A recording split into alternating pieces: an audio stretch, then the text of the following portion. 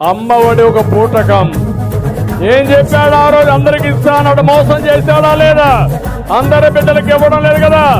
అందుకే నేను ఆలోచించాను, తల్లికి వందనం, తల్లికి వందనం నేనే ప్రారంభించాను.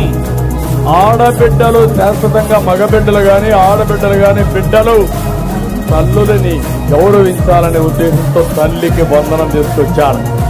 ఈరోజు హామీ ఇస్తున్నాను, తల్లికి వందనం కింద సంవత్సరానికి ప్రతి ఒక్క బిడ్డకి 15,000 రూపాయలు ఇచ్చే బాధ్యత నాది. ఒకరి నిబంధన లేదు.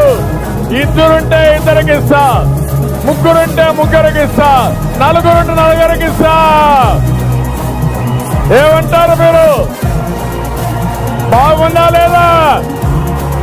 మా ఆడబిడ్డలు జిల్లాలో ఎక్కడ ప్రయాణం చేయాలన్నా ఉచితంగా ఆర్టీసీ బస్సులు